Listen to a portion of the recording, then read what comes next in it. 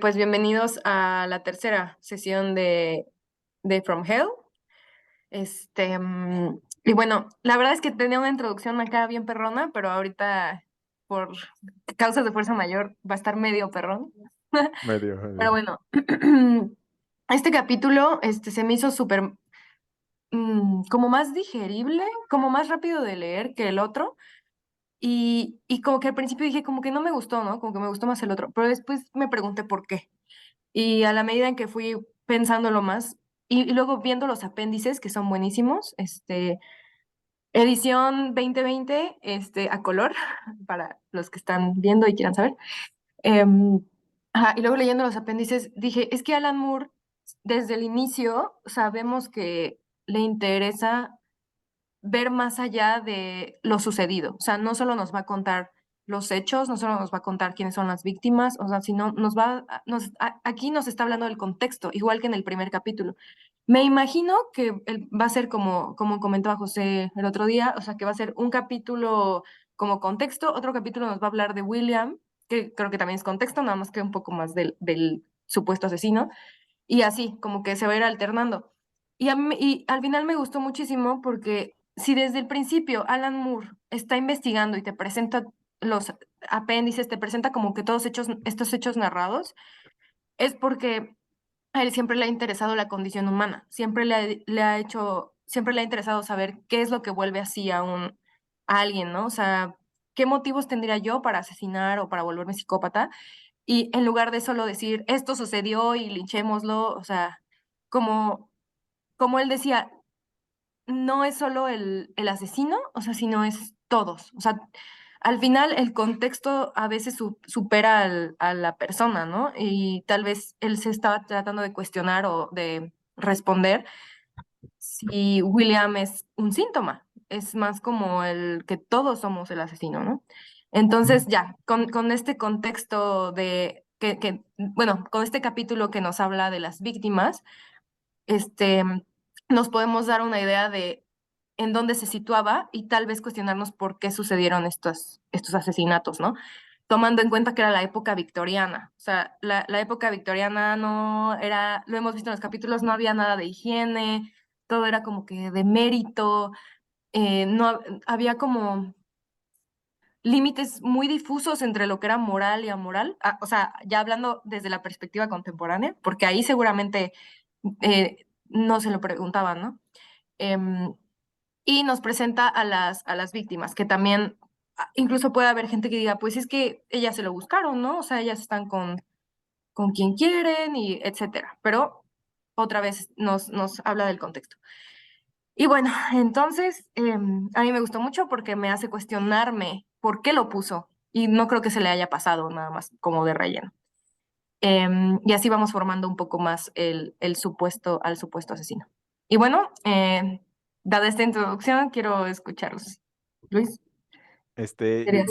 Sí, sí, iba a comentar sobre los apéndices. Ojalá hayan tenido la oportunidad. Mariana los compartió en el grupo de WhatsApp y son los apéndices a la versión que ya adquirió de la edición a color como dices, del 2020, ¿no? No sé qué editorial sea, pero en esos apéndices, Editorial Planeta. Ya, perdón. Planeta. En esos apéndices, pues menciona mucho, Alan Moore escribe sobre cada capítulo, no sobre cada capítulo, sobre capítulo, bueno, no, de cada capítulo escribe sobre diferentes páginas, algunos apuntes que le gustaría, que le gusta mencionar, ¿no? Y me sorprendió ahorita leyéndolos y ahorita que acompañé la lectura del capítulo 3 con los apéndices, me sorprende lo bien informado que está, ¿no? O sea, fueron como sus ganas de querer decirnos, vean todo lo que investigué, todo esto que investigué, fíjense de dónde sacó las fuentes a través de este libro y este libro y este libro y estos autores.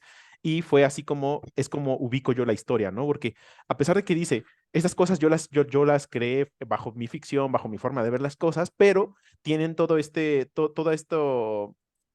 solidez detrás en el que dice, miren este trasfondo, ¿no? Este trasfondo que estamos a tal punto donde, me imagino que las leyeron, ¿no? A tal punto donde menciona, en esta calle estaba este bar y a tantos metros estaba el siguiente bar y también estaba la iglesia ahí, que ahorita me gustaría comentarlo, ¿no? Pero es un detalle de incluso acierta con los nombres de las personas, con los familiares, y él mismo empieza a trabajar como de investigador en el sentido de que indaga, y al indagar infiere varias cosas, y al inferir se atreve a ponerlas en la narrativa, que a mi parecer es algo muy, muy valioso, porque eso significa de que se compromete a tener una versión, ¿no? Que es lo que tiene que hacer un narrador, tiene que comprometerse a tener una versión, y en esta versión es donde se empieza a dar cuenta de que, ah, mira, yo creo que iba por acá, por ejemplo, lo del incesto y todo este asunto, ¿no? O sea, se atreve a decir, yo creo que iba por esto, yo creo que iba por acá, y hacer algunas ideas como, por ejemplo, de dónde viene el nombre de Alice, cosas de este estilo que ahorita vamos a ir comentando, pero me gusta mucho cómo las menciona porque nos sitúa trata de recrearlo lo más cercano posible, ¿no? Incluso desde el mismo uso de los diálogos, de los diálogos de los personajes, y no solamente de personajes que sean tanto principales o secundarios, sino dentro de los mismos personajes que comparten toda la escena, ¿no? Que comparten todo el ambiente, desde el mismo argot y la jerga que tienen en las calles, ¿no? O que tienen en los bares, y eso me impresiona, porque incluso las calles donde suceden ciertas escenas y ciertos eventos, este, las tratan de recrear a la exactitud, ¿no? Y Eddie Campbell que lo acompaña con sus dibujos, ¿no?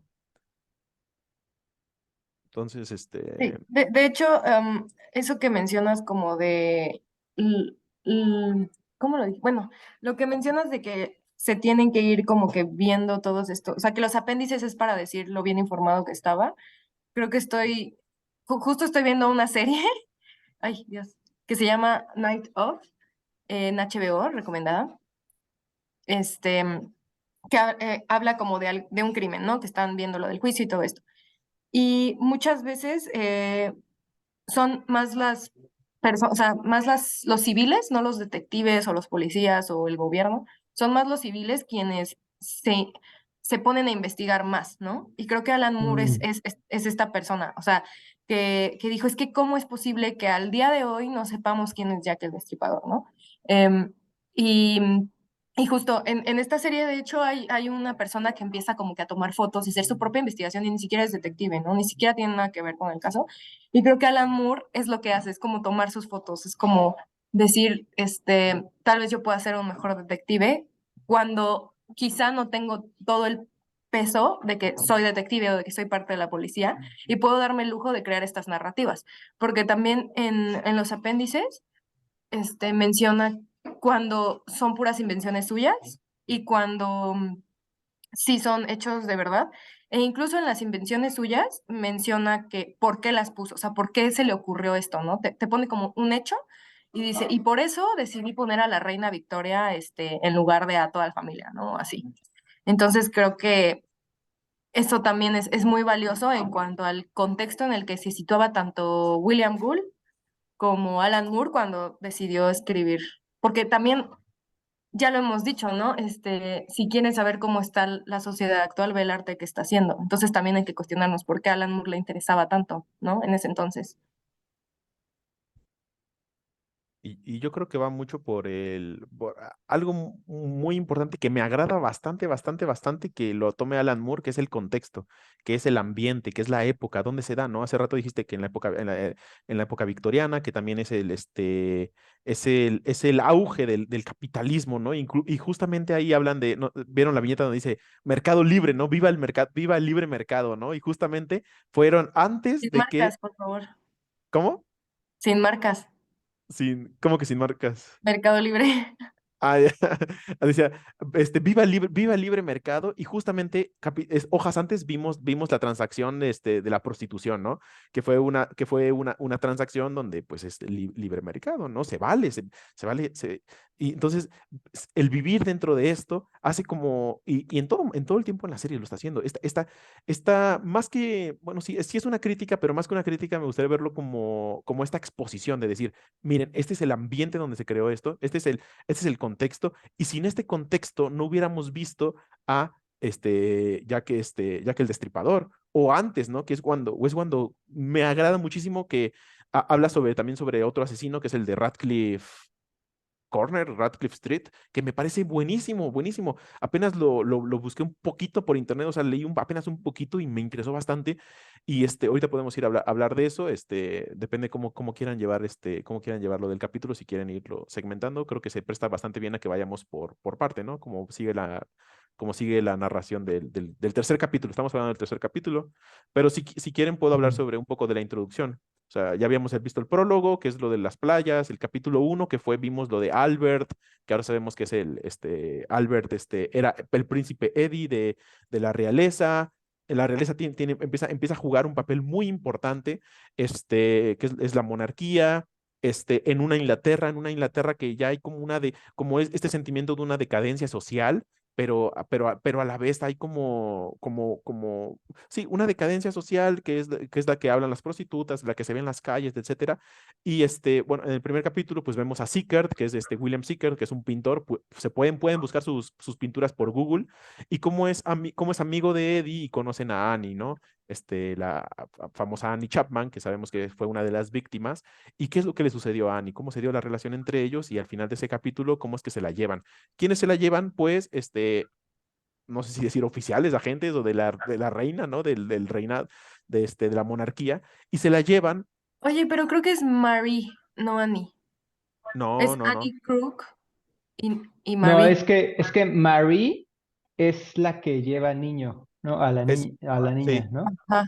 Annie Chapman es la que se llevan al loquero, que se Ujú. la llevan de ahí. La que Es tiene el Crook. bebé. Es Crook. Sí, sí, Annie. bueno, Crook, pero Ajá. es o Chapman, son la misma persona. Entonces, Ah, se la llevan, y es donde se la llevan al personaje principal del segundo capítulo, que hasta ahorita mi capítulo favorito, que es donde vemos el génesis, ¿no? de William Gull, y de cómo se codea desde ser un niño, ser un niño con roces, que es muy bueno en lo que hace, muy obstinado en ello, pero nace con una fascinación, ¿no? Y ahí es donde vemos un poco más al individuo, más que a la sociedad, pero también cómo moldea la sociedad a este individuo, ¿no? Y este individuo que se ve, como digo, que se ve moldeado, que lleva de una escuela una escuela privilegiado, se pone a estudiar, entra a ser médico, tiene nexos con la francmasonería, o sea, con grupos de élite, y luego llega a la monarquía, y con la monarquía, pues, gracias a esto empieza a tener estos lugares con estas clases altas, con esta sociedad. Y al final del capítulo, pues se conectan estos dos capítulos, que es, le llevan a Annie para que la trate como loca, ¿no? Como lo podemos decir, como paciente del psiquiátrico, ¿no? Y pues y es aquí donde entramos a este tercer capítulo, ¿no? sí. Que, que aquí te muestra como el. Ah, que de hecho, por si no leyeron los apéndices, hay uno que menciona esta cosa que trae Secret, roja, Pañuelo. el Mm. pañuelo rojo. Este, Alan Moore menciona que es algo que lo distinguía, o sea, que no podía faltar, que lo tenía que poner. Y curioso es que lo tiene porque era de Marie. Cuando Marie se va corriendo y se le cae, se lo pone y ya desde ahí dicen que es muy distintivo de él. Entonces, esos detallitos como que hablan de la investigación que quiso hacer, ¿no?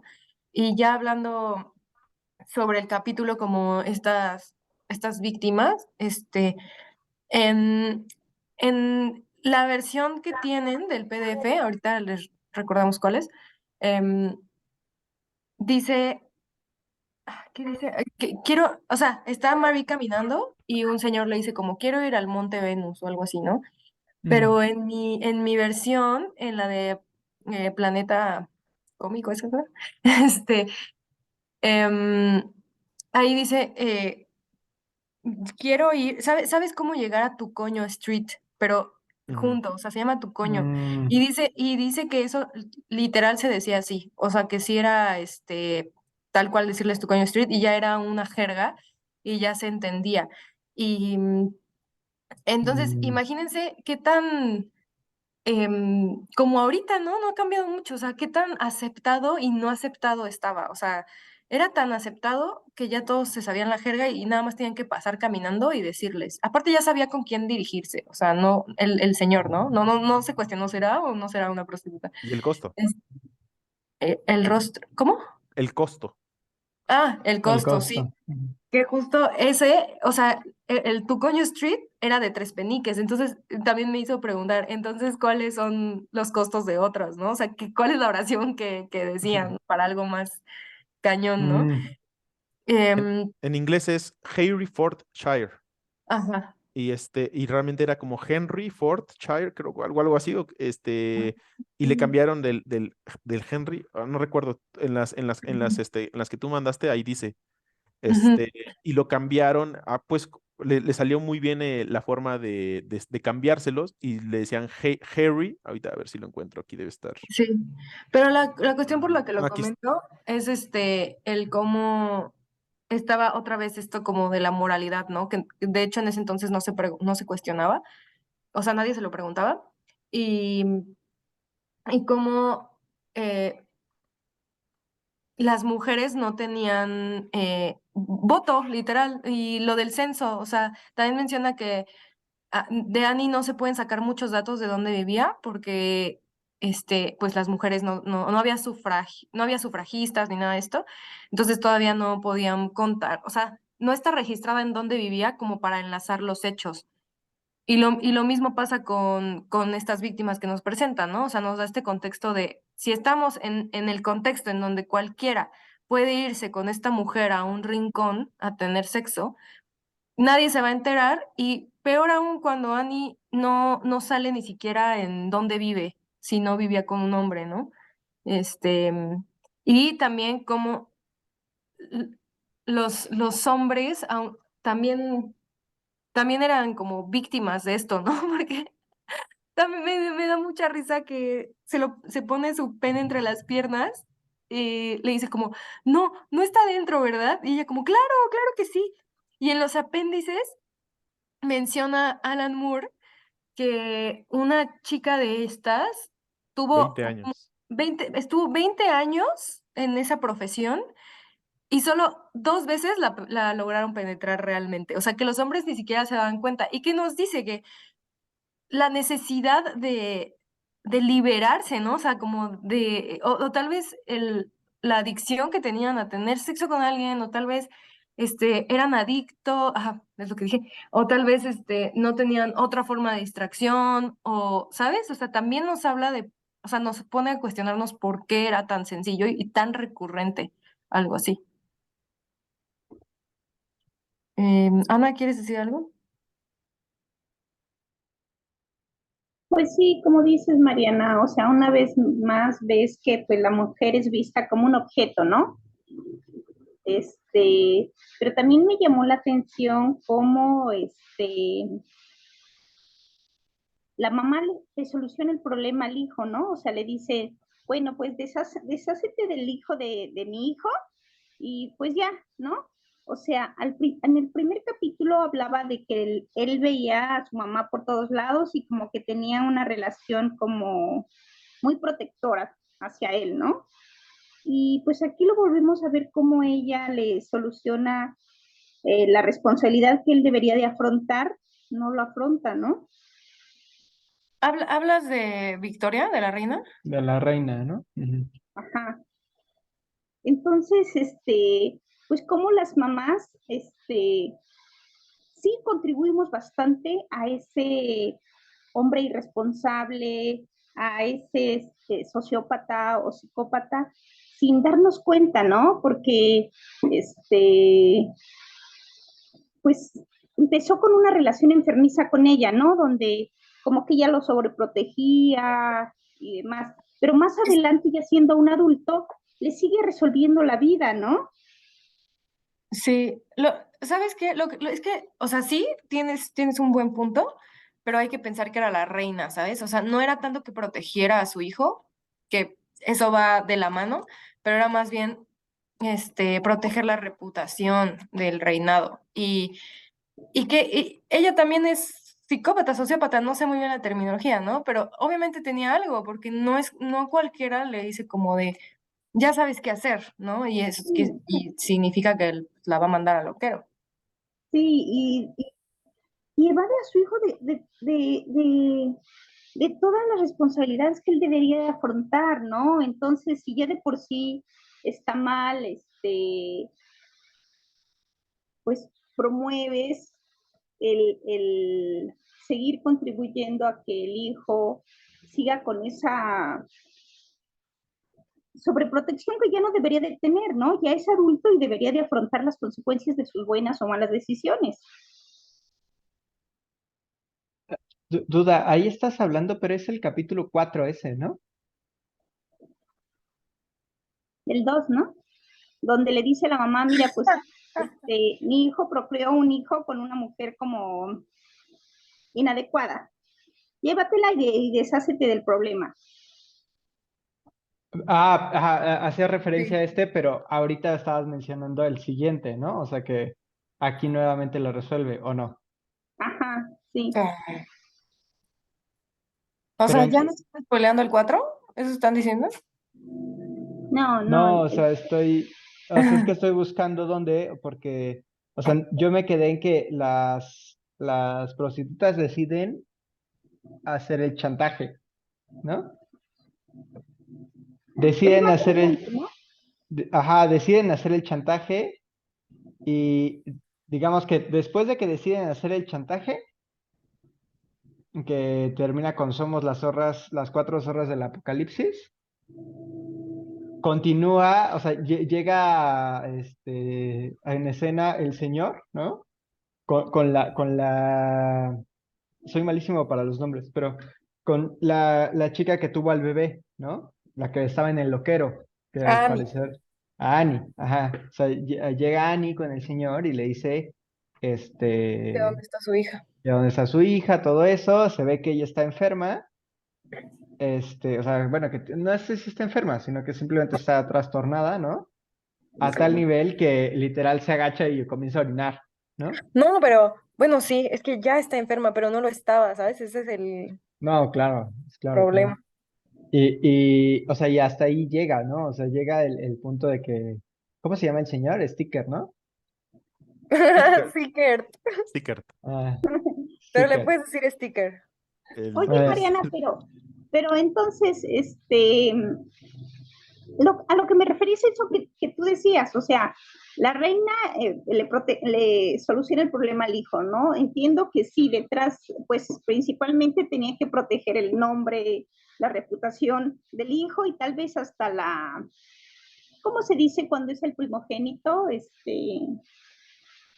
Primogénito. Que heredan el poder Era y demás, ¿no? proteger la herencia del reinado. El heredero del O sea, trono. Es que, finalmente Entonces, protegía el que hubiese reinado. habido, sí, que hubiese habido un producto del amorío, que hubiese habido un heredero legítimo, porque además por sangre, ¿no? Pero en una Exacto. situación ilegítima. pero era del pueblucho, obviamente no iba a poder ser parte del reino. sobre todo que haya un hijo bastardo de la realeza. Ah, pero aparte es mujer, entonces quién sabe qué. Ah, pero ella también. Ay, Dios, no sé. Pero por ser mujer no heredaría el trono. No, sí, es que estoy pensando que muchas veces se quiere más al hombre para ser rey, ¿no? Pero me acuerdo también que en un apéndice Alan Moore menciona, o sea, como irónicamente, si la reina Victoria hubiera podido cambiarse el nombre a Albert y cambiar todo el país, el nombre del país a Albertania o algo así, lo hubiera hecho sin dudar. Entonces, ni siquiera ella se reconocía como mujer, como reina, era más bien el reinado, o sea, ella no lo ve como mi hijo y lo voy a proteger, no, o sea, es proteger el legado y para lo que fue hecha, porque ahí también se toca el tema de ¿para qué nací? Ok. a mí me gustaría, o sea, si justo se hizo, o Alan Moore hizo este trabajo tan meticuloso de darnos tanto contexto, ¿no?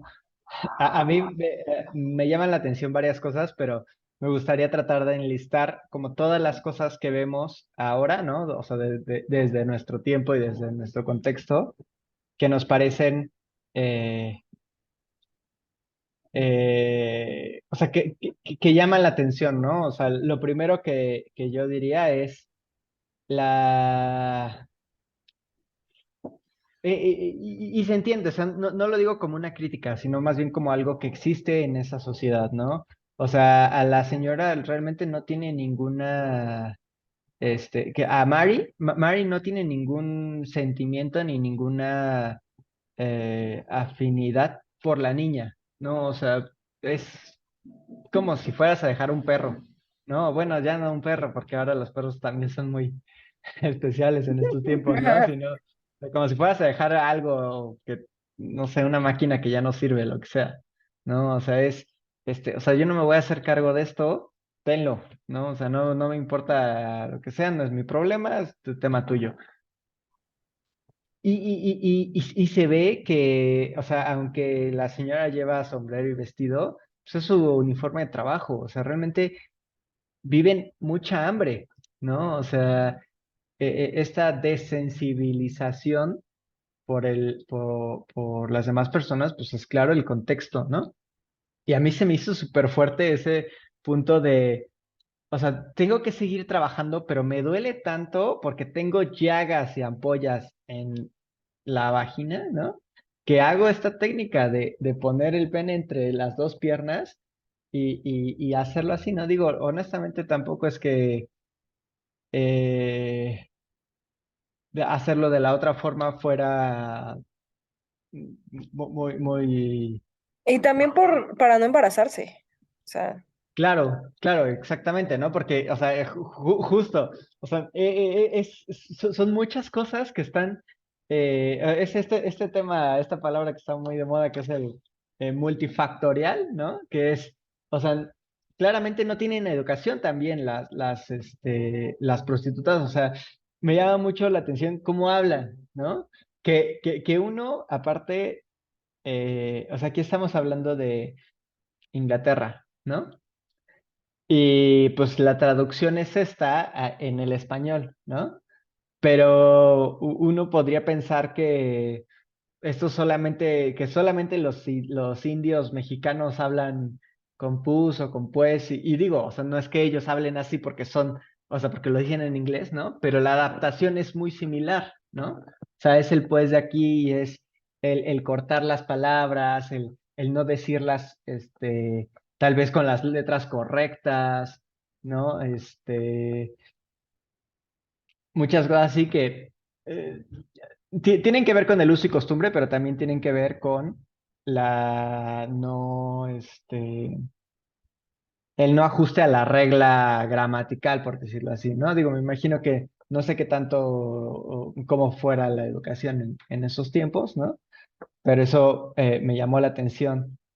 También me llamó mucho la atención. En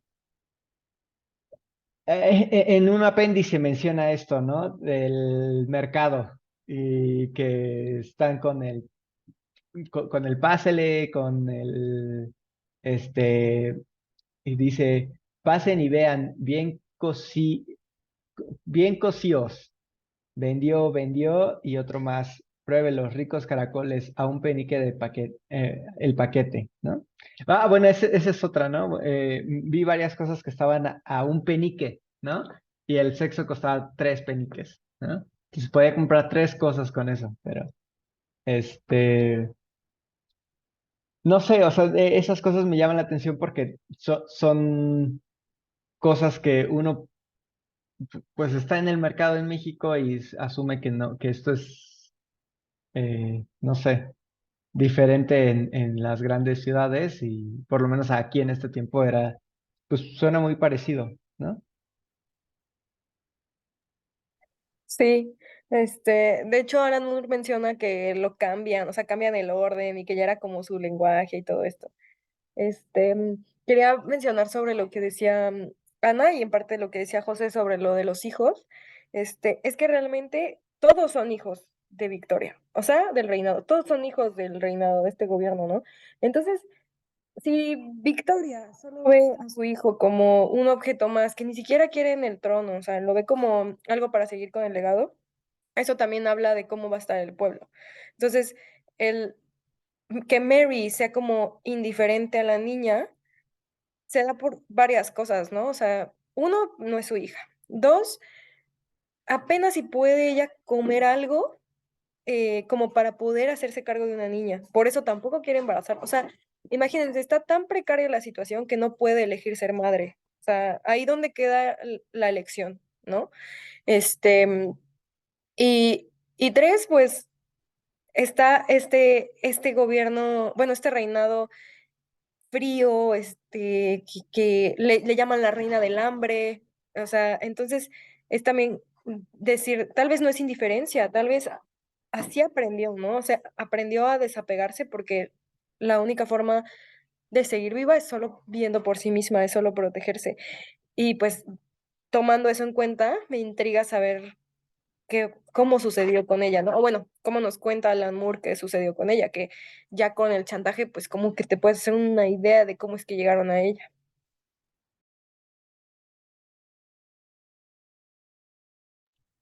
Adelante, Vera. Sí, yo quería comentar varios puntos.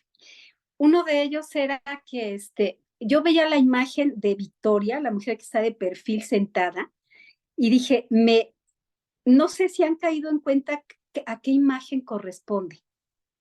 A una pintura muy famosa que se llama La Madre del Artista. Es una pintura, si la googlean, se llama Retrato de la Madre del Artista, fechada en 1871, o sea, es de la época. Si la buscan y la googlean, es que es exactamente Victoria. A mí me llamó ¿Sabes la quién es atención el pintor? Perdón. el autor, el Sí. pintor dice, Retrato de la Madre del Artista es un óleo sobre lienzo del pintor estadounidense James McNeill Mm, Whistler. O sea, es muy ujú. famosa esa imagen, yo la había visto y a mí cada que leía decía, este perfil, y es de la misma época.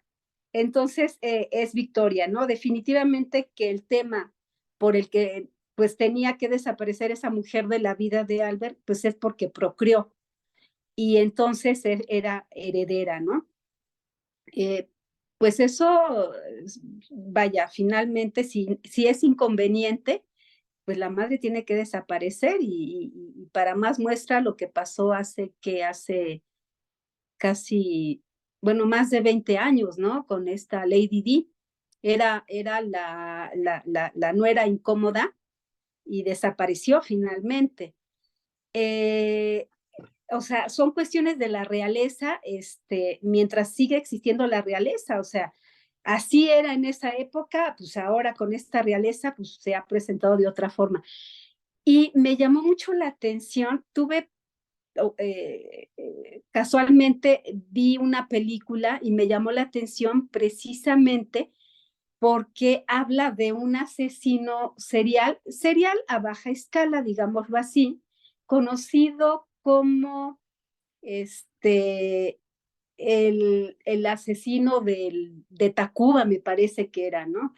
El caso es que él apareció a finales de 1942. Sin embargo, el sistema era parecido en el sentido de que mataba mujeres, mataba prostitutas, ¿no? Incluso ahorita que estaba oyendo eso de que efectivamente, ¿no? Le decía que 3 monedas. Acá en la película hay una escena donde él va en el carro, en la zona donde están las mujeres esperando a ver con quién se arreglan. Y así la cifra incluso era parecida, ¿no? Que le decía, ¿cuánto? Pues, 5. Dije yo, qué curioso, allá fueron 3, acá son 5. Y bueno, ese asesino mató 4 mujeres en la zona de Tacuba precisamente, ¿no? En el cuarto asesinato es donde lo descubren. Y precisamente cuando le dicen, bueno, pues ¿cuántas mujeres mataste? 4, pero 3 eran prostitutas. O sea, como si no fueran mujeres o como si no fueran ni siquiera personas, ¿no? Eso Luego es por muy eso ni siquiera parecido. investigan, porque como nadie le presta atención a las prostitutas, es como de, pues, o sea, ¿qué tiene, no? Y llegan a más y a más y a más. Exactamente. O sea, vaya, aquí brincó pues en la película un poco el que lo va a aprender, era un militar, y la que estuvo investigando el caso, que era una mujer, entonces fue la primera en protestar, ¿no? Es decir, oye, ¿cómo? Si el hecho de que fuera prostituta no le quitaba, ¿no? El hecho de que es mujer y de que tiene derechos, ¿no? Pero las tres primeras fueron invisibles. La investigación se llevó a cabo porque la última no era prostituta, era una hija de familia.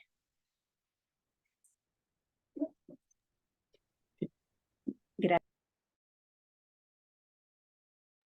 Y sí, que es parte de lo que denuncia la novela gráfica, ¿no? Porque al momento de ponernos de este contexto, de mostrarnos a William Gold, que es alguien que pudo tener educación, como ya mencionaba José, las diferencias en la educación, y nos ponen la diferencia con la monarquía o con sociedades como los francmasones, y después nos ponen a las prostitutas o al artista, ¿no? O sea, nos ponen toda esta gama de diferentes personas y diferentes individuos dentro de diferentes estratos socioeconómicos, pues vemos cómo todo repercute, cómo todo el ambiente repercuta que sucedan estos actos, ¿no?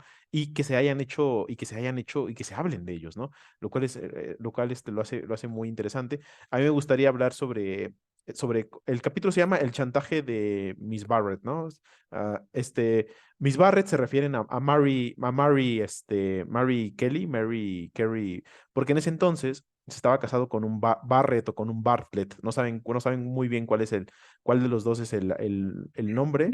Bartlett no es el mexicano político. ¿Bartlett? Es, Barrett, ¿no? ¿Era Barrett o qué? ¿Era Barrett o Barnett? El Barnett. político mexicano era Bartlett,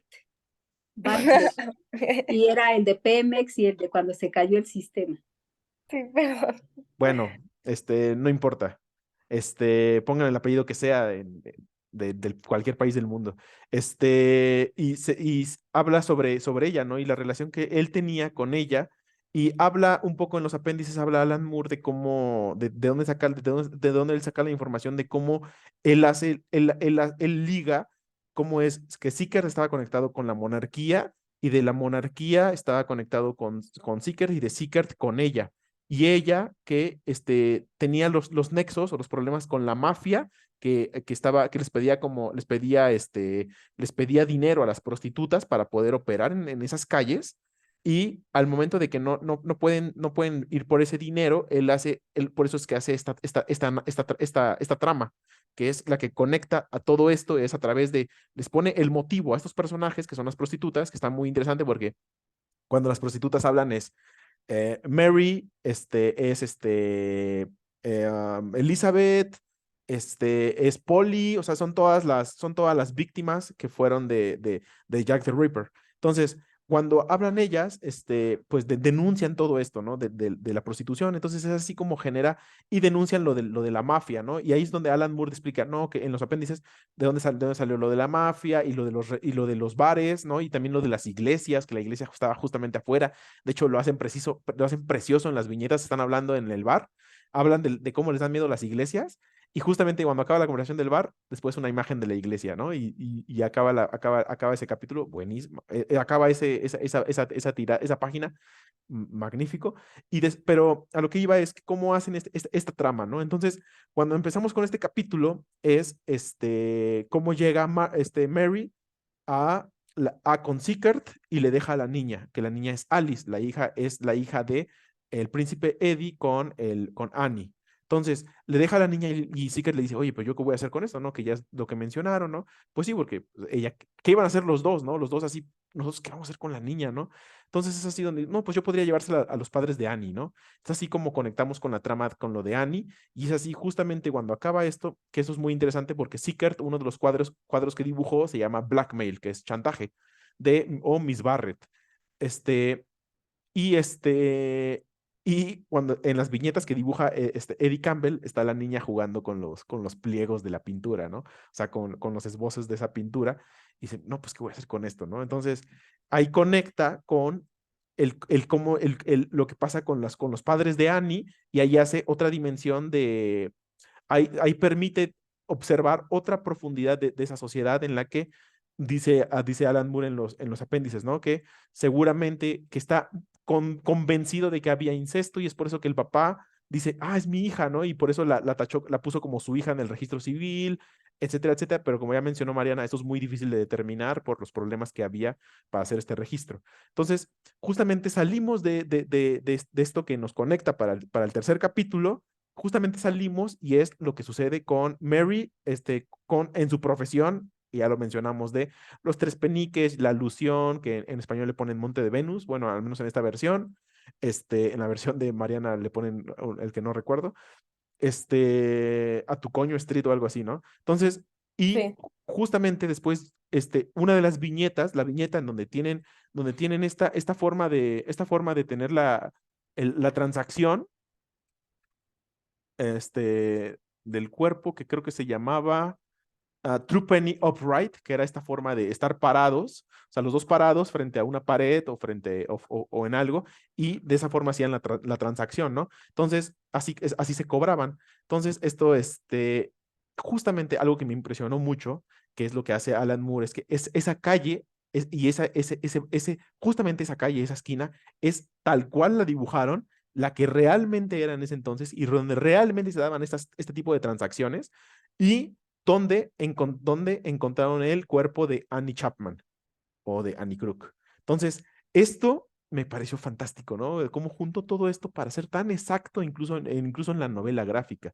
Entonces, es aquí donde conecta con lo del bar, ¿no? Y donde ya hemos hablado de lo del bar, y es donde empieza el entramado para hacer el chantaje, porque los mismos de la mafia se lo piden, ¿no? Y es así donde empezamos a conectar todas estas cosas, y es donde después vamos a lo de Seekert con los padres, y después saliendo de lo de Seekert es cuando se encuentra a Annie, ¿no? A Annie, ahora Annie la enferma, o la que enfermaron, ¿no? Y es así donde conectamos todo esto, y de verdad me sorprende bastante cómo, tanto como Alan Moore, cada viñeta precisa, cada diálogo preciso, y Eddie Campbell, cómo lo dibuja con cada precisión, me parece maravilloso.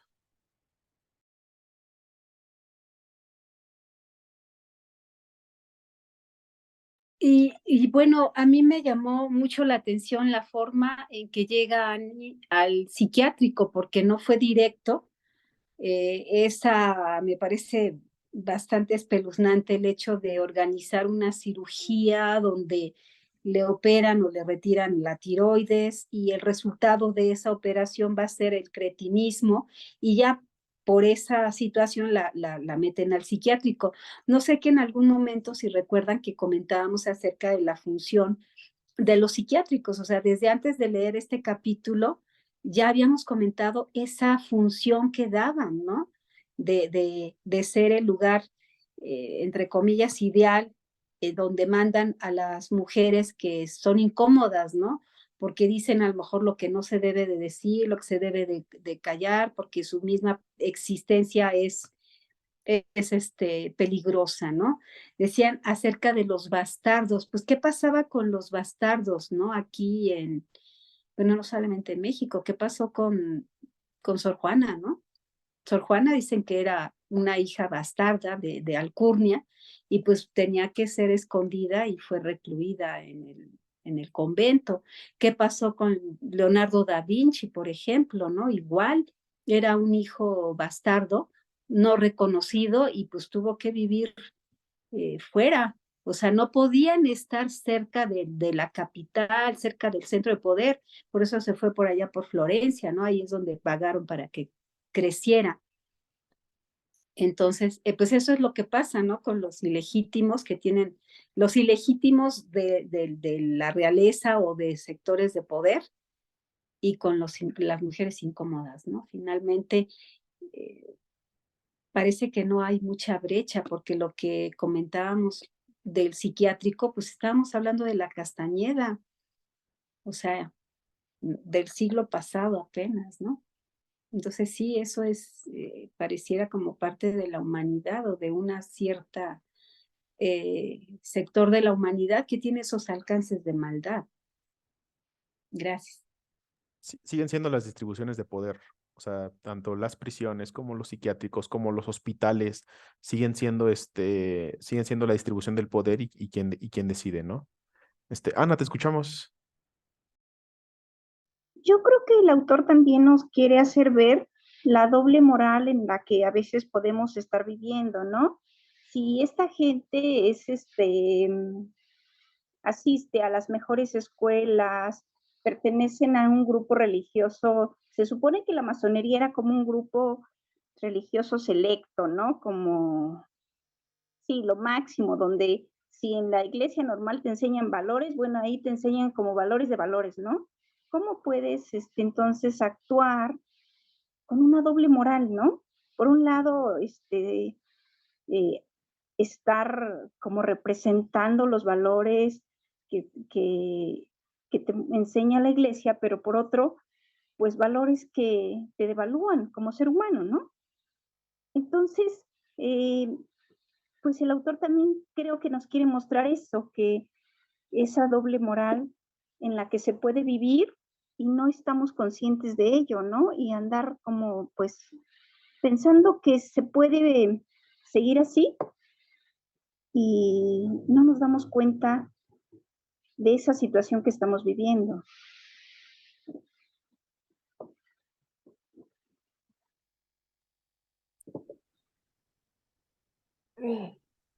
¿Listo? Ya no sé. Bueno, di mi comentario. A mí ahorita que estábamos hablando como de estas conexiones, como mafia y el reino y así, pues me pregunto, ¿qué diferencias hay, ¿no? Entre llamarlo mafia o llamarlo reinado o llamarlo francmasones, porque al final hacen los mismos, prácticamente hacen las mismas acciones, ¿no? O sea, toman decisiones igual de poder, em, no sé, podríamos decir inmoral, ya desde nuestra perspectiva. Em, y entonces regresamos a esto de quién, quién aquí es más culpable, ¿no? Si el pueblo en sí, la reina, William, pero realmente creo que es como lo trata de exponer Alan Moore, ¿no? Es la historia, realmente, no es como que haya culpables per se, sino es indagar en la mente de las personas, cómo es que colectivamente se puede llegar a que crezca un individuo así, como Jack el Destripador.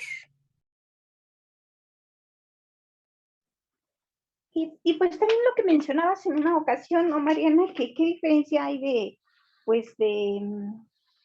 o sea, estas personas, pues le roban la libertad a la señora que la llevan y la meten al manicomio, que le hacen una vida miserable. ¿Y qué diferencia hay con el delincuente que agarra, te viola y te mata? Con ellas, ¿no? Si al final también te están matando. Sí, exactamente. Y bueno, yo iba justo a comentar lo que, complementando lo que decía Mariana y Ana, un poco es, al final, entiendo que para allá va la historia, este chantaje debe de llevar eventualmente al tema del asesinato, ¿no? Y lo que decían los textos que compartió Mariana, bueno, uno de ellos, incluso en la introducción, en mi caso, en la introducción, porque creo que es la misma versión, solamente que la mía es sin color, es el hecho de que no es, o sea, yo creo que la pregunta es quién las asesinó, ¿no?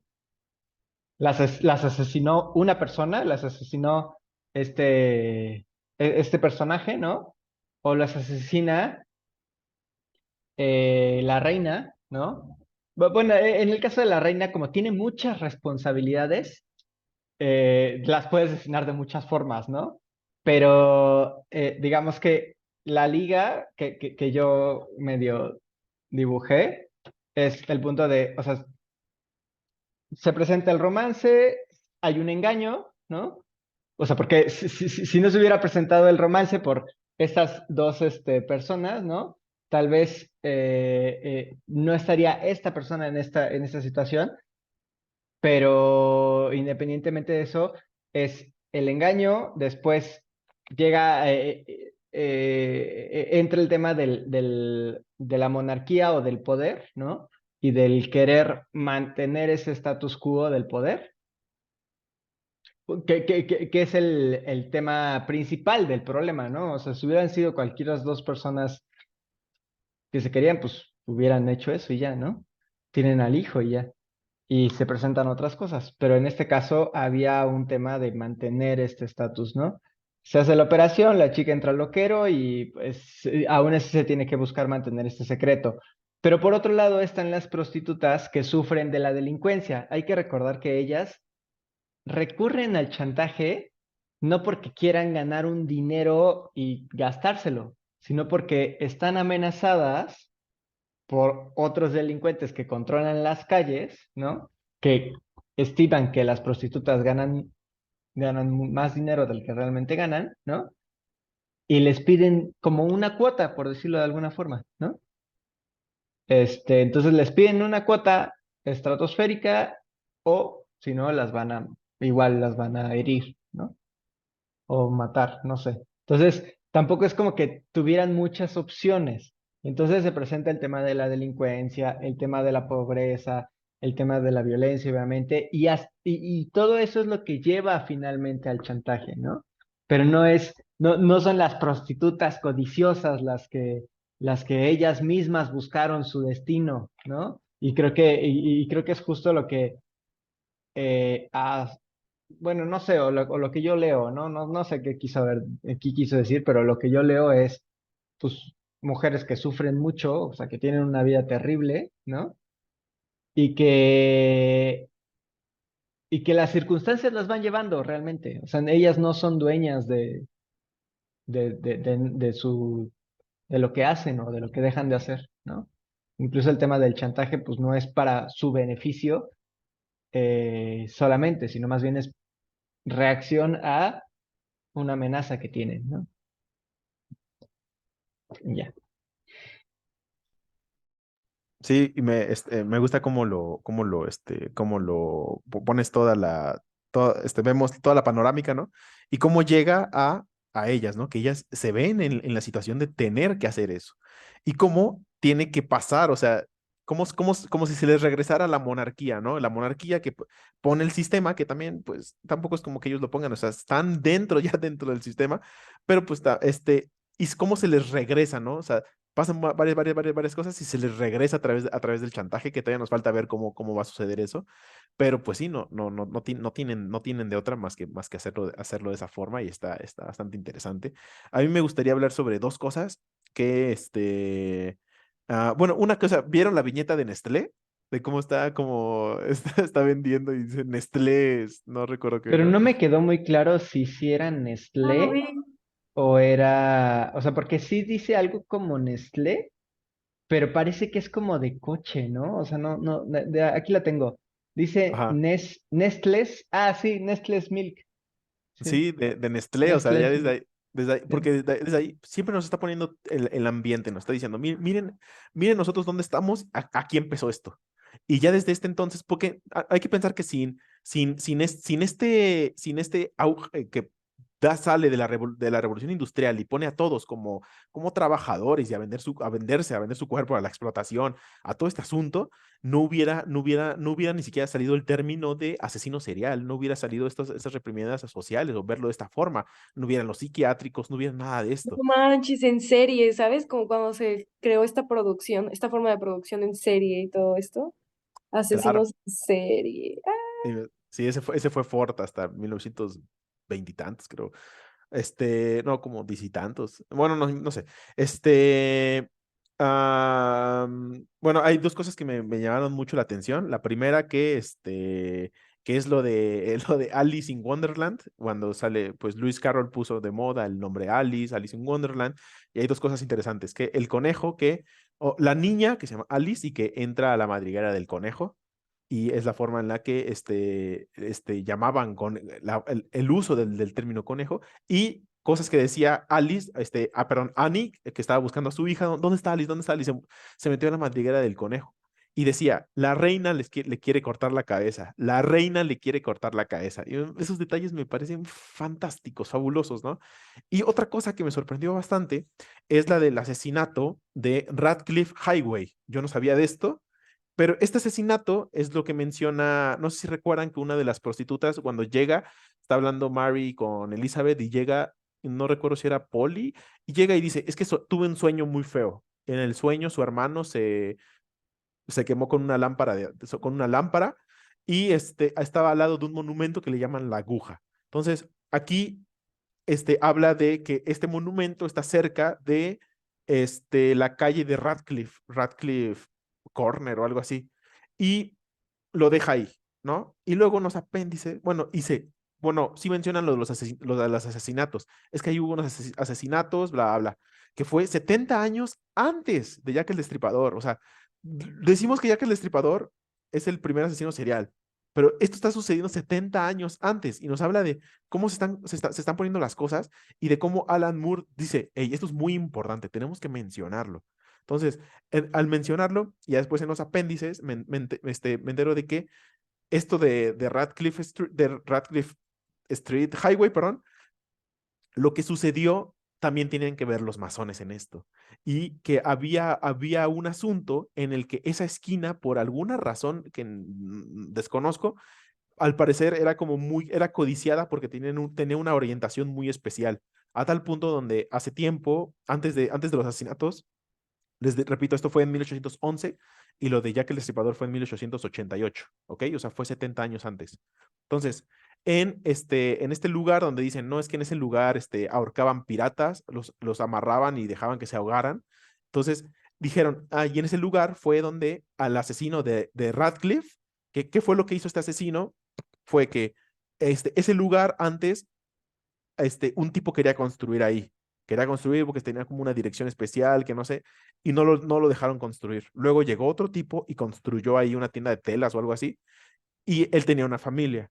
Después de un tiempo llegó el asesino, bueno, que no se sabe quién realmente fue, se dice que fue un chivo expiatorio al que exhibieron en las calles, pero que mataron a la familia, incluso a los bebés con mazos, y que tuvo un procedimiento muy específico para matar a cada uno. Entonces se cree que fue un asesinato muy frío, se cree que fue mandado como por mercenarios, etcétera. Está medio extraño, y mataron a dos familias, y esto, la población de Londres de ese entonces, agarró a un tipo, y este tipo dijeron, no, es que él fue. Y antes de que llegara a juicio, lo ahorcaron en la prisión preventiva. Y, ¿No lo empalaron? ¿O leí mal? no, ahorita voy, sí leíste mal. Lo que Ok. hicieron fue que lo ahorcaron, y su cadáver se lo llevaron por las calles y lo exhibieron en las calles con una estaca en el corazón. Pero Ah, la estaca que le hicieron en el corazón fue después de que ya había estado muerto. Aquí podemos entrar en temas de vampirismos y todo este asunto de la estaca y todo este asunto. Entonces, esto sucedió 70 años antes. Entonces, Alan Moore, al manejar esto y mencionarnos esto, porque se habla mucho de que esto fue el primer antecedente antes de Jack el Destripador. y ya que lo estás mencionando rapidísimo, dentro del cómic, o sea, dentro de la narrativa, bueno, novela gráfica, dentro de la narrativa, Alan Moore nos lo hace ver, mencionando cómo están, cuando están en la iglesia, en el capítulo anterior, que empiezan a hablar sobre si la historia tiene arquitectura, y de hecho en la iglesia empiezan a decir, la iglesia tiene espacios específicos y no sé qué. Esto que tú estás mencionando, de que en esa calle había un espacio tal, tal, tal, va muy de la mano con lo que mencionaban en la iglesia, ¿no? O sea, como de, hay espacios en donde tus gritos no se escuchan nada, y otros en donde un susurro se puede escuchar muchísimo. Uf, Entonces también es como un procedimiento de los masones, por decirlo así. sí, bueno, y y sin hablar de la idea de que hay veces donde apenas un susurro se escucha en todos lados, es donde un grito no lo escucha nadie, ¿no? Y podemos hablar de los medios de comunicación, de todo este asunto, a quién se le da voz y a quién no. Entonces, y es un tema muy, muy bueno. Y hay que pensar que sí, de los temas angulares que componen la novela gráfica es la idea de la arquitectura y la historia. O sea, y las narrativas. ¿Quién compone esta historia? ¿Quién la construye? Y claro que dentro están ahí los francmasones. No confundan a los masones con los francmasones, ojo. Entonces, ahí están los francmasones, construyendo todas estas categorías, ¿no? ¿Quién compone la narrativa? Entonces, y todo esto es muy, muy interesante porque la narrativa nos dice quién es un asesino serial, quién está loco, quién no está loco, quién es un psicótico, quién no. Entonces, y de esta forma, pues hay mucho, mucho. Esto me llamó mucho la atención y también quería destacar algunos comentarios que me gustaron mucho. Unos diálogos que era cuando las prostitutas están en el bar y dicen, brindemos por la regla del próximo mes, que se refiere a la menstruación Sí, y, no manches, eso también me dio mucha risa. Y yo así de, ay, lo que más odio. sí, y después el brindemos por la maldición. Me encantó el brindemos por la maldición. En lugar de un brindemos por la bendición, cuando antes ya habían hablado mal de las iglesias, de nuevo esto que mencionas, la construcción de la arquitectura, el tiempo, etcétera. Y quién tiene la narrativa, quién tiene el poder, etcétera, etcétera. Y dicen brindemos por la maldición, ¿no? Y se conecta con la frase que dice, que ya dijo José, que somos las cuatro putas del apocalipsis. Y estas viñetas magníficas en que ellas están por la calle como súper varas, ¿no? Súper malas, así, no, güey, y todo esto se enfoca bastante bien, ¿no?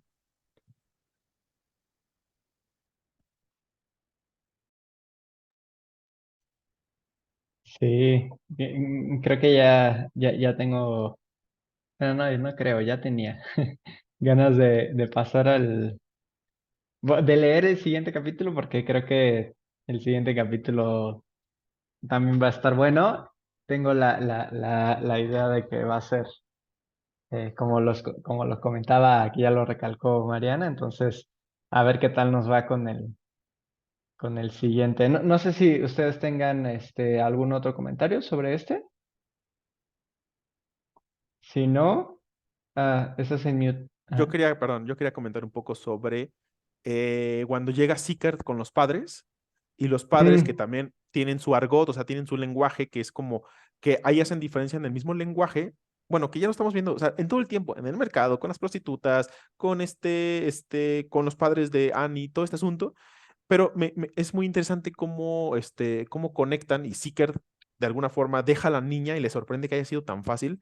Y se sorprende tanto Seekert cuando el papá la reconoce y dice, esta es mi hija, porque mm, tuvo incesto con su hija y los papás creen en su ignorancia que su hija se volvió loca por la vergüenza que eso les dio. Y en los apéndices que mandó Mariana mencionaban que esto era tan común que posiblemente así fue, ¿no? Y bueno, ya lo mencioné de lo del registro civil, que tenía el apellido del papá, pero y que Alan Moore, sin tener certeza de esto, él se aventura a hacer esta narrativa porque él infiere de que es muy, muy posible de que realmente haya tenido incesto con su hija y que de esta forma, es como haya tenido los abuelos a la hija, ¿no? A la hija de Annie. Y Oye, Seeker se sorprende, ¿no? Hasta, no, no, pero ¿cómo no? Y lo tiran a la lluvia. Sí, sí, sí. sí, hasta dice como, voy a venir a visitarla, no sé qué. Ajá. Pero también menciona, o sea, yo lo vi también, o sea, aunado a lo que menciona, cómo es que estos problemas, estas precariedades, este contexto, también imposibilita a la fecha poder hilar cosas, ¿no? O sea, porque dices, no, pues si el incesto era muy, o sea, se practicaba mucho, entonces probablemente Jack no tiene nada que ver. O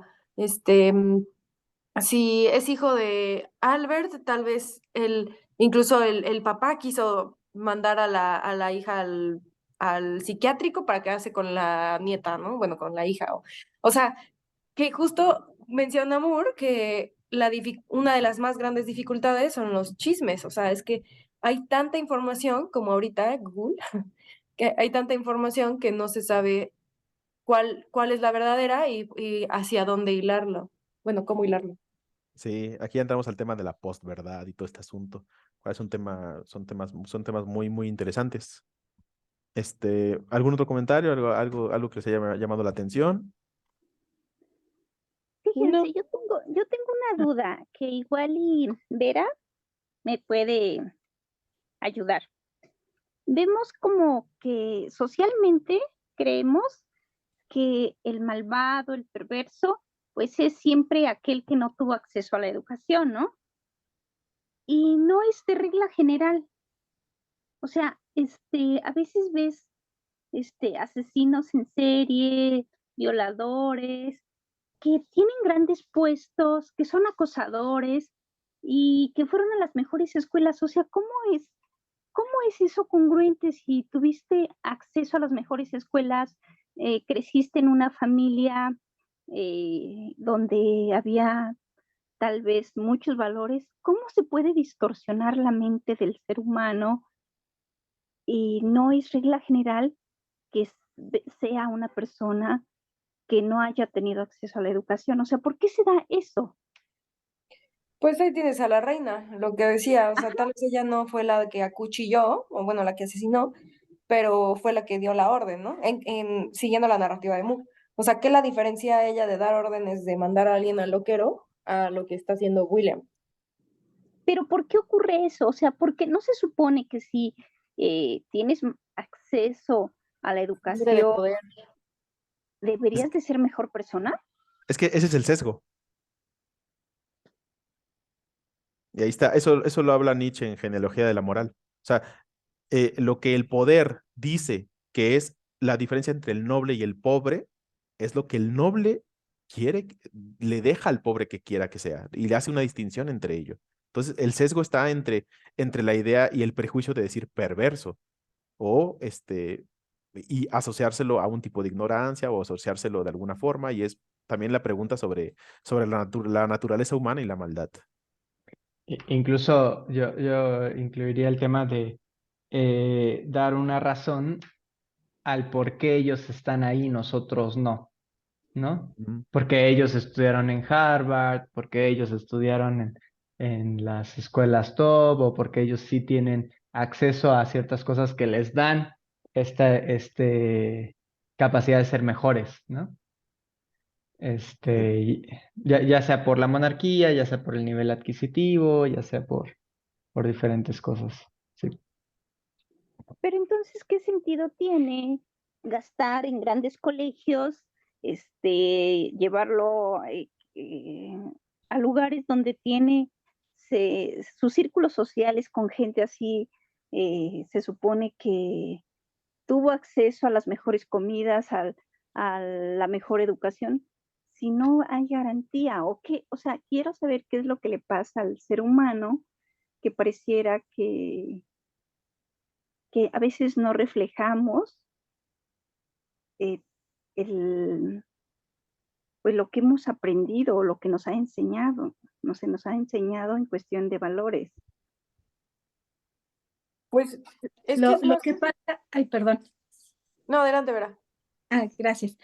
Lo que pasa es que estás hablando de cuestiones externas en cuanto a las posibilidades, o sea, las posibilidades de preparación que te da el poder adquisitivo. Eso es externo, porque te da una preparación académica, pero yo creo que más claro lo podemos ver hoy con todas estas situaciones de dobles mensajes, de dobles morales, de dobles tasas para medir lo que es correcto, ¿no? Estamos viendo cómo la Suprema Corte de Justicia, que debe de tener el principio de la justicia, el principio de lo honorable, cae en una actividad donde lo único que lo legitima es su trabajo y su trabajo pues está dejando mucho que desear, ¿no? Esto lo pongo como ejemplo de que es gente que tuvo la posibilidad de una preparación, de una carrera, de una licenciatura, de especializaciones, de rodearte de un ambiente finalmente con un poder adquisitivo muy alto.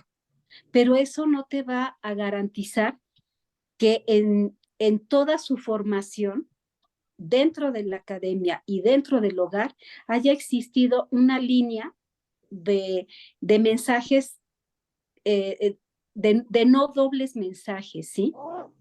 Estamos viendo cómo hay un racismo que se expresa desde las altas esferas, donde no se pone en duda que la gente de verdad tuvo la posibilidad de las mejores escuelas, de la licenciatura, maestría y doctorado. Ajá. Sin embargo, cae en el racismo, en el clasismo, en la discriminación, porque para ella lo que vale es el grado académico, aunque no lo avalen conductas honestas, conductas correctas. Uh-huh. Ajá. Hablo específicamente en personajes como Denise Dresser, ajá, que finalmente, si el militarismo se ve en su país, bueno, en México, ella pone el grito en el cielo, pero sí es capaz de hacer un tour, ir a turistear a Ucrania, tomarse fotos con militares que se ve que están armados, decir que está una parte de guerra, o sea, que va a dar un reporte de guerra como corresponsal de guerra, y las fotos que manda está en grandes cenas, en una mesa bien servida, con doble copa, lo cual ya te dice que es un nivel, no es una copa sencilla, no está bebiendo de un vaso, sino hay dos copas, hay una bebida para una copa y otra bebida para otra copa, y se presenta con una acreditación fraudulenta. O sea, yo la pongo como ejemplo en el sentido de que ella creció con dobles mensajes, ¿sí? Como todos, casi, casi. Aparte, Finalmente todos estamos expuestos porque socialmente hay una doble moral, dobles mensajes. Y si eso en tu casa donde te forman se sigue aplicando y se sigue estimulando, pues eso ya va a ser parte de tu formación, y esas personas viven en el mundo, o sea, crean un mundo que no tiene mucho que ver con la realidad. Y por eso pueden andar ahí trepando de un puesto a otro, o trepándose a una realidad que te cuentan, ¿no? Que no, pues es que, ¿cómo puede subir a gobernar una mujer que es maloliente, ¿no? O sea, porque ese es el mundo en el que crecieron, ese es el mundo que les dieron a creer, que no tenemos por qué aceptar indígenas en el gobierno, ¿no? Y estamos viendo lo que pasa con Latinoamérica. O sea, el hecho de que tengas la posibilidad económica de o sea, de tener las mejores escuelas no te garantiza ese doble mensaje que te hace vivir en un mundo que no es real. Gracias. y justo lo que dice Vera es lo que mencionábamos como del contexto, ¿no? Porque el contexto no es solo lo externo, o sea, no es solo en donde te desarrollas, la ciudad, la época, sino también tu familia, o sea, son varias cosas que impactan en ti. Y recordemos lo que mencionaba Luis, o sea, en la época victoriana empieza todo esto como del capitalismo, ser funcional, vender, etcétera. Y ¿qué característica tiene? Pues no hay moral, o sea, mientras seas funcional, mientras seas productivo, mientras tengas el mérito y estés en el poder, pues vas a tener una buena vida, ¿no? O sea, no es tanto como si te formaste académicamente, porque además las escuelas de dónde son, o sea, también son parte del capitalismo, o sea, salvo algún, o sea, no quiero generalizar, pero tienen su plan de estudios, que alguien se los manda y que están generando gente productiva. O sea, te vas a graduar y vas a saber cómo volverte emprendedor, no importa la moral, mientras le des algo al capital, ¿no? Entonces también son todos estos factores los que pueden impactar sin tomar, o sea, además de que según eres muy educado y tienes esta licenciatura, como lo mencionaba Moore, contándonos cómo es que creció William Gould, o sea, con una familia fría, no tuvo educación, solo al principio se volvió, o sea, se podría decir con los francmasones que tuvo educación, pero no realmente, o sea, no lo vemos educándose. Entonces, sí, ese es mi comentario. Me parece que hay dos grandes sesgos, que es el primero es el que menciona Mariana, que es la pregunta es, bueno, para qué es la academia? ¿Para qué es la escuela? ¿Para qué es la universidad? Y la respuesta hoy en día me queda muy clara que es para formar personas que puedan entrar a trabajar y y puedan entrar como como otra herramienta dentro de una empresa, dentro de una fábrica.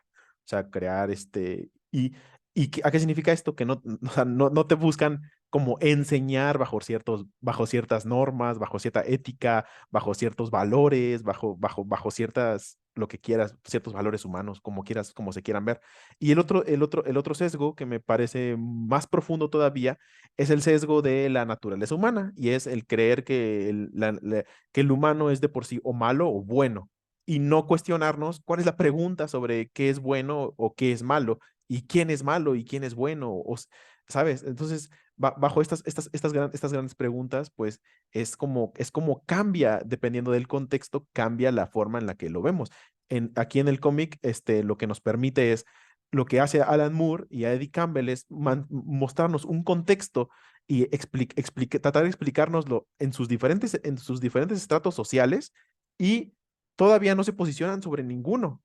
Si nos damos cuenta, no se posicionan sobre ninguno, no hacen un valor sobre alguna o sobre si tuvieran una inclinación hacia uno, no. Están poniendo a como ellos ven su contexto y la atmósfera en donde se crean todas estas situaciones. Entonces, esto que es como se menciona, la época victoriana, donde la monarquía tiene mucho poder, pero ya lo está perdiendo. Ojo, esto es muy importante. Tiene mucho poder, pero lo está perdiendo. Donde ahora los que están ganando, o los que están ganando poder es la burguesía, es aquellos que tienen el capital, es aquellos que tienen las empresas, es aquellos empresarios, que es donde estaba apenas empezando esto. Y es aquí donde qué pasa qué pasa con los que están abajo en la pirámide, pues son víctimas, son más víctimas que todas las demás víctimas, ¿no? Entonces es aquí donde nos pone a los papás de Annie, nos pone a las prostitutas, nos pone a los de la mafia, nos pone a todos ellos y es aquí donde nos preguntamos, bueno, ¿qué es bueno? ¿Es bueno ser prostituta? ¿Es malo ser prostituta? Entonces es aquí donde nos preguntamos, ¿en dónde entran esos valores de bueno o malo, ¿no? Que es ah, mm, eh, Gracias, Luis. Gracias, Vera. Sí, mira que me quedó más claro. Sí, pero es un gran tema, es un gran tema. Hay un texto que no me canso de recomendarlo, que lo puedo compartir PDF. Es un texto muy bonito y muy corto que es de Nietzsche, que se llama Verdad y mentira en sentido extramoral. Y este texto no me canso de recomendarlo porque me parece fundamental para ver muchas cosas de cómo las ve él y a mí me mueve el tapete cada vez que le vuelvo a echar una ojeada, Confirmo. porque Si me lo mandas, te lo agradeceré. sí, ahorita te lo mando y es un gran texto. Y aparte muy bien escrito. ¿Quién es el autor? Nuestro amigo Friedrich Nietzsche. Ah, ok.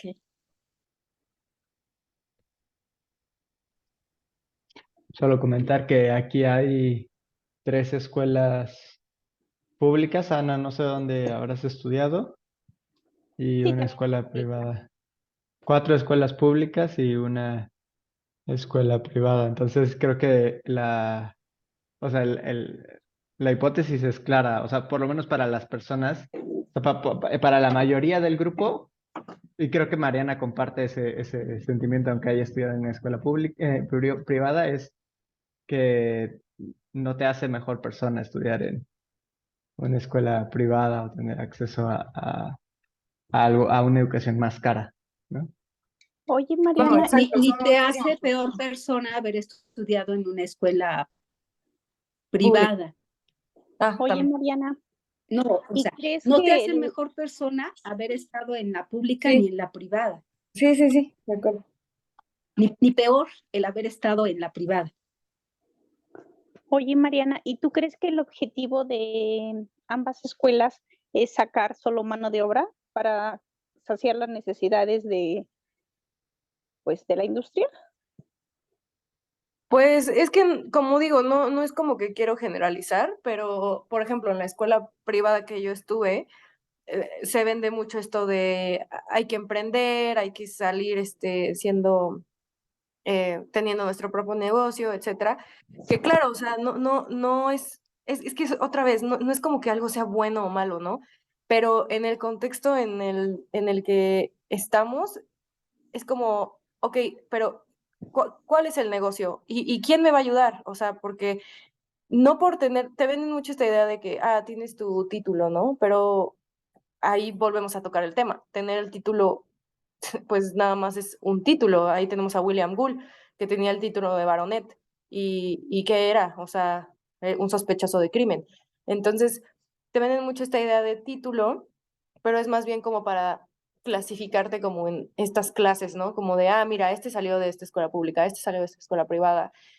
Y al final, le, a lo que me refería es que escuelas como en la que estuve, que te venden como de emprender y todo esto, nunca te platican dónde está la moral. O sea, ese tema nunca se toca, o sea, nunca te hacen preguntas, siempre es como de, vas a salir adelante mientras tengas una idea emprendedora e innovadora, pero no te dicen, ¿y tú cómo te sientes? ¿Qué es lo que quieres? O nunca toman en cuenta el contexto, más bien te vuelven individualista. Y ¿por qué? Porque pues eso le conviene al capital, tener personas que sigan consumiendo, que generen negocios para consumir. Y así es como una bola de nieve, que no creo que sean todas, pero por algo hay un plan de estudios, ¿no? O sea, ya tienen un plan y no se pueden salir de ahí. O sea, muchos maestros decían como de, me gustaría tocar este tema, pero tengo que atenerme al plan de estudios, así que chequémoslo rápido y a ver si podemos tocar el otro, ¿no? En lugar de hacer que los alumnos se cuestionen, es más como que te van poniendo en este cuadradito.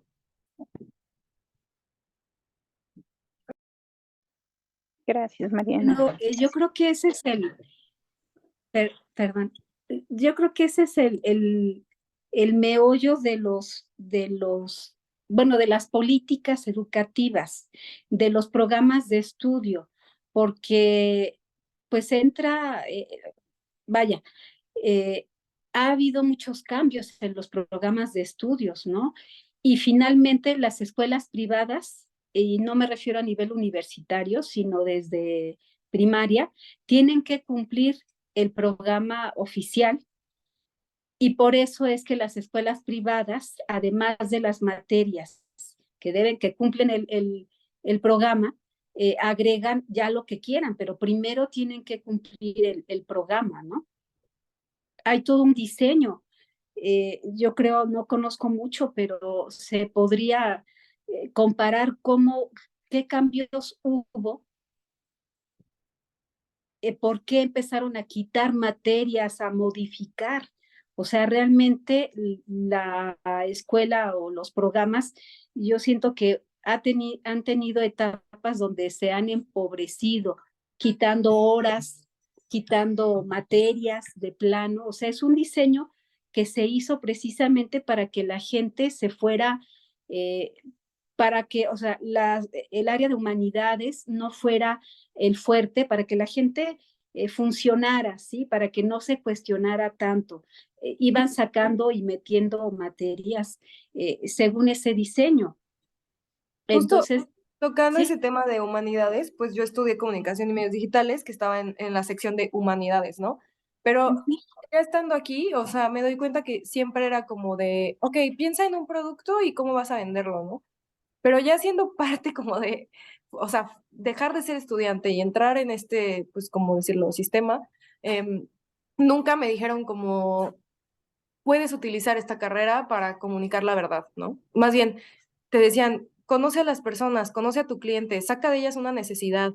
Y es como de, más bien, fíjate, o sea, ¿por qué no nos dijeron, fíjate en sus necesidades actuales en lugar de crear tú la necesidad? Porque incluso comunicación es como muy subestimada, bueno, antes era mucho más subestimada, pero ¿qué tanto impacto tiene? O sea, y nunca me dijeron como de, oye, tienes este poder, utilízalo con responsabilidad. No, fue como de, crea un producto y véndelo. Y es como de, ¿y cómo? O sea, ¿qué tal si esa persona no necesita ese producto? ¿Qué tal si esa persona necesita un producto que yo puedo crearle? O sea, entonces es otra vez como, ¿cuál es el plan y de quién es el plan? Y como tú por dices, ejemplo, El Ajá, poder de la comunicación, ¿no? Que tienes. ya, eso es en específico en una carrera. Yo pensaba, por ejemplo, en que de los cambios que sufrieron los programas educativos después del 68. Después del 68 surgieron varias instituciones, entre ellas la Universidad Autónoma Metropolitana, ¿sí? Y de repente los programas de estudio han tenido variaciones, como que anteriormente sucedía que el grupo que iniciaba, por ejemplo, que entrabas a la carrera de administración, y ese mismo grupo se iba todo el tiempo, ¿sí? O sea, todos los años de carrera. Y de repente hubo modificaciones, por ejemplo, lo manejaron por créditos. Y entonces tú movías tus créditos según tus actividades y ya cada vez era menos el conocimiento que se tenían entre sí los compañeros. Entonces, para mí siempre pensé que un poquito era como el aprendizaje, ¿no? Porque además se golpean los sindicatos donde los agremiados se conocen, conviven. Esa gente es peligrosa porque se va a asociar y te va a hacer una huelga, va a exigir, porque están unidos, porque se están comunicando. Igual, si a los alumnos los fraccionas en materias, que se puedan inscribir en diferentes materias, vas a coincidir con uno, pues poco, ¿no? A lo mejor una hora o coincidir en dos materias. Anteriormente los grupos iban así, en bloque, o sea, llegaban a tener tal contacto, tal familiaridad que podían organizar algo, ¿no? A mí, vaya, es un punto como decir, desde ahí ya se tiene una idea a dónde vamos a llegar si seguimos permitiendo esto, o sea, y bueno, yo vuelvo al punto, esto con la globalización no es que México decida, antes, ¿no? Que haya decidido, así va a ser, eran planes que van llegando de otros países, ¿no? Y que el Minerva, no sé, en la misma UAP ahorita hay un conflicto muy fuerte, Luis, yo no sé si tú lo sepas, ¿sí? O sea, hay un problema serio en la UAP, o sea, eso es lo que sucede, ni nos enteramos qué ocurre, ¿no? Entonces, pues hay una estructura que permite, más bien que evita que se den situaciones para que la gente no se involucre, no se comprometa. Sí, yo recuerdo esto y digo, bueno, pues ahí está la cosa, ¿no? Que ya ni te conoces. Entonces, es toda esta situación, ¿no? De los programas, de los contenidos. En la época de Cárdenas era otra cosa. Y precisamente en la época de Cárdenas surgió el Instituto Politécnico Nacional, creo que el INAH también. Entonces, eso ya te habla de que quieres llenar de cultura el país, pero las políticas van cambiando. O sea, nada más hemos tenido un Cárdenas, ¿no? Gracias. Yo sí considero que toda la educación en México está hecha para ser mano de obra, toda. Y es que quizás me voy, o sea, incluso siendo estudiante estás dentro del sistema, o sea, y no se puede salir de eso, o sea, si nos ponemos a comparar con épocas anteriores, ¿por qué no nos comparamos con las escuelas de los filósofos antiguos, ¿no? Con las universidades de antaño, de hace miles de años, ¿no? Y qué era lo que priorizaban. Entonces, dentro de todo eso, o sea, ¿para qué es la educación? Y la educación es otro sistema de poder, o sea, es otra forma de propagar el poder. Y cuando quizás pueda parecer un poco reduccionista, pero no creo, o sea, creo que si lo bajamos a esas cosas como de bloques básicos de decir, es que es una forma de propagar el poder. ¿Qué significa esto propagar el poder? Pues hacer pensar así como de hecho Vera hace un ejemplo muy claro, que es el de si empezamos a separar a los grupos, ¿no? Para que no estén siempre con su mismo grupo, pues no van a generar una hermandad, ¿no?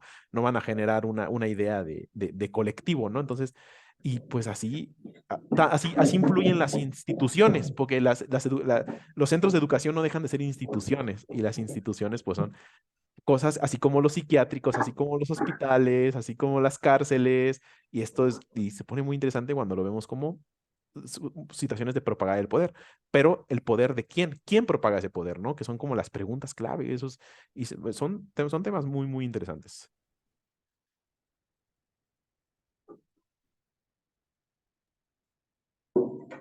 Bueno, pues creo que podemos finalizar por ahora.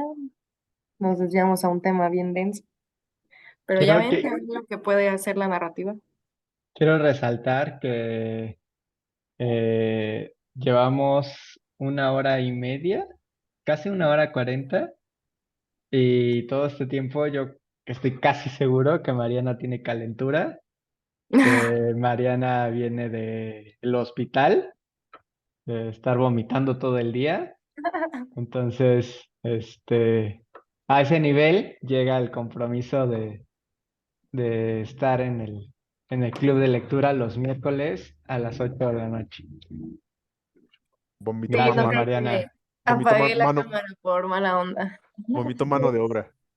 Sí es de admirar, Mariana. La verdad es que o sea, claro que está el compromiso, pero lo hago con mucho gusto porque creo que de aquí se pueden sacar varios temas y se puede crecer. Pero sí, con ustedes es mi compromiso también. Gracias, Mariana.